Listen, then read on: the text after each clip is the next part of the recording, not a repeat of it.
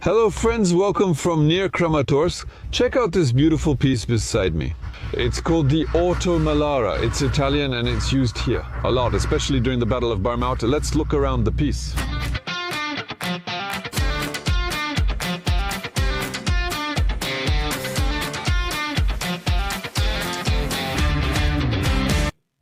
It's called the Orto Melara. It was designed in the 1950s. It has been produced since 1956.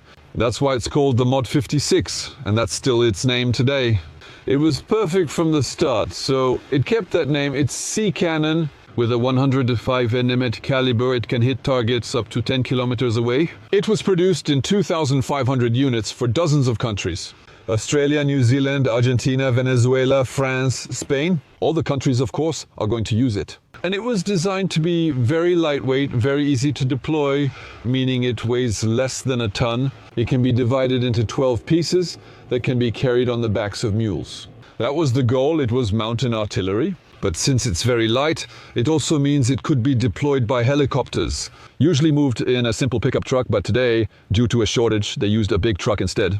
The Spaniards are the only country we know of that has officially abandoned it. At the end of 2022, they were firing up to 150 rounds a day with this cannon.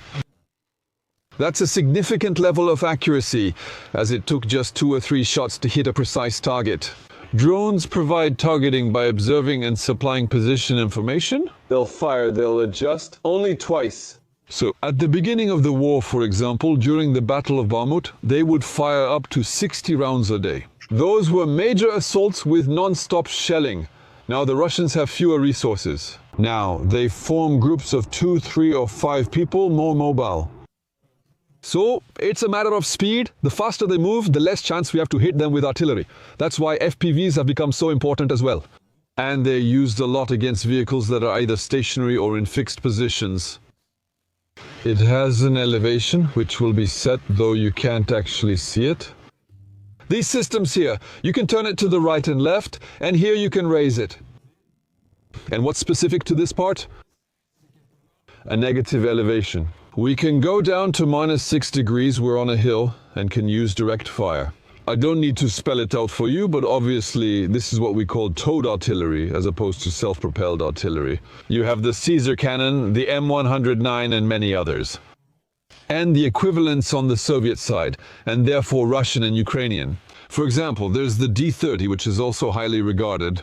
But this one still has quite a few small advantages, especially its quick deployment. Does it work? When they go to a position, they actually stay there until they're certain they've been identified, because they only move when there's counter-battery fire. There are so many guns, we're talking about thousands of guns of this category, deployed all along the Ukrainian front. And they're going to fire, obviously. Each one fires tons of shells per day, so we're talking about several thousand shells being used every day, because when we talk about the million shells supplied by Europe to Ukraine, we're discussing 155 mm shells, but there are also 105 and 120 mm shells, which are used on the ground. And so they fire, they'll keep firing, they'll adjust, they'll carry out their mission. Once they have shells, they can clearly see they're being targeted. Then they pack up, they bring in their equipment in a few minutes, and they're able to get out quickly in an emergency. That's what's dangerous. Compared to other units which can move out in just a few dozen seconds, the Caesar. Remember that video where they left even before the shells reached their destination? But with this unit, which is lower quality and only fires at 10 kilo instead of 40, well, in that case, they'll rather wait. To have shells flying to the right and left, and when they have shells getting closer to them, then they'll get out of there. The deployment happens quickly. You saw it. It was barely 1 to 1.5 minutes to get into position. After that, there are the firing and calculation rules that will be used to make their first shot. And it's from there that they'll continue working in terms of loading. So you have the shell that goes here. The shells I've seen are apparently American. They were American storage crates, including some from Denmark, so they couldn't tell where they came from. And so you have this system, this shell that will go here. There you see at the bottom of the barrel, you can see it looks twisted. That allows the shells to spin, and so the shells are more stable with the speed they're given. So does that just make it spin? So the spiral shape is a normal shape inside the cannons. It's true that it's nice to be able to see that inside. Then you press here, it will make it go inside and the trigger is activated. Either with the crank that's on top, but there's always a risk that it comes back on top, because it can also pop out. Normally, it gets wedged to the ground with these two kinds of chocks, but it can still pop out. One of the crew members here got hit in the face by one, so now he prefers to keep his distance and fire with a big cable, and it's this big cable that will trigger the shot. So this cannon was used in the French army until 2003, and also in the Moroccan army, for example. They dropped it in 2003. That's why there are quite a few parts available. But still, even if models like this one were produced in 1987, it's still a version that's quite old. And the parts that are provided need a lot of maintenance, especially the parts that are used to set the height rules. But it has very good feedback from experience. In the past, it was used, for example, by Australia and New Zealand. In the Vietnam War, Argentina caused the majority of the losses in the Falklands War. With the 105 mm, it was with that piece. Against the British then, in the Battle of Barkmouth, it was used a lot, and most of the time, when you see it here in front, there's a kind of protective shield to protect against shrapnel and anything else that could be taken. But overall, he rarely uses it, preferring mobility for quick movement. For everything related to height adjustment, you have these cranks here that are used. There's a hydro-pneumatic control system that allows for that, because it still adds some weight. But what's really, really appreciated here is the ability to be towed by, put a few guys on it, you can move it yourself, including to go hide. It's a simple, easy to use piece, not very attractive or stylish. We prefer to have heavier systems, and simplicity, having lots of them everywhere with ammunition that's hidden in the forests. We arrive, take position, fire and leave. It's still something that is especially appreciated. That's the basis of war. Something rustic, simple, low cost, that gets the job done with Chinese observation drones. At 1,200 euros, Sergei will share a story. I'm not sure if that's the right term. We're fortunate Dimitro speaks fluent French and will handle the translation.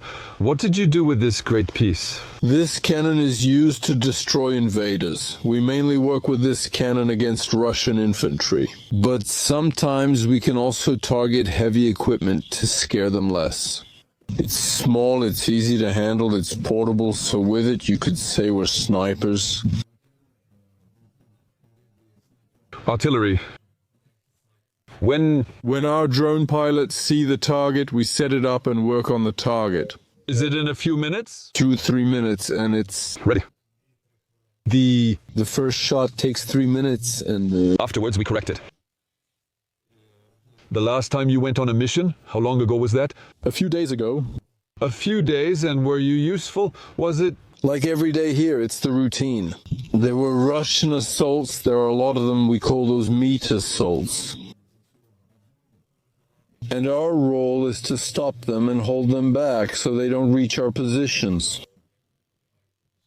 How many were there? Groups of 2, 3, 5, or 10? Today where we are, the assaults are carried out by small groups. Let's put it this way, we can't really say that it's effective. They just want to wear us out, but we Ukrainians are tireless. We have character and we will resist until the end. They're trying to exhaust your ammunition, right? Because you... They want to wear us out, in terms of ammunition, in terms of personnel too, but they can't do it. But is it... Do you feel like their military effectiveness is getting less and less? Is it decreasing? Yes.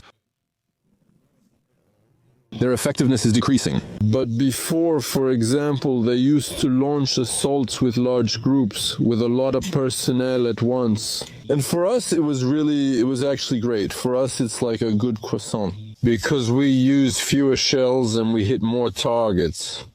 But today as well, you can use it with 2 people, 3 people who are making the assault. Even then, we're quite effective. Yes, it takes us more ammunition, but we still manage. In terms of ammunition, they don't have a problem, do they? Currently, there's no problem. Sometimes issues occur, but today everything is fine. So do they feel more confident now than they did a year ago, for example, in terms of military balance? Absolutely. This balance is improving every day. And every day we come up with new things. Every day we come up with new tricks, new approaches. For example, the drone operators invented rolling bombs, actually, so that they can roll into bunkers. That's not just a bomb.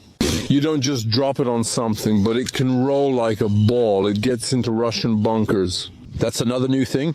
Even on metal from the 50s, there are still innovations. Even if it's biomaterial, it's still metal. You take good care of it and it will keep working efficiently.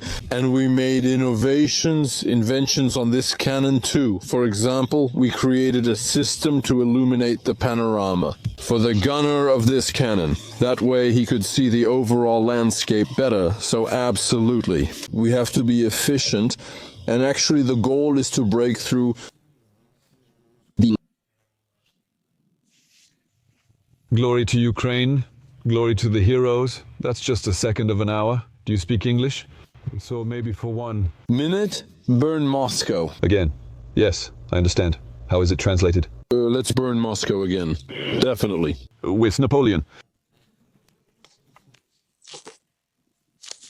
Merci, merci, it's beautiful. I have the official patch, guys. When you join the army, you are classified as fit, unfit, or fit for limited military service. And here it says fit for unlimited service. Okay, these are our limits, guys. Thank you very much. All right. I'm referring you to the channel of the Rubidge unit, which I'm part of, who are doing an incredible job. This way, you can glimpse their missions and successes. Their channel has 50,000 subscribers, which is good for Ukrainian channels. They've fought here for more than 10 years and are very experienced. All volunteers, most of them were volunteers who came to fight to defend their country since 2014, who learned on the job or in the field and received equipment starting in 2024.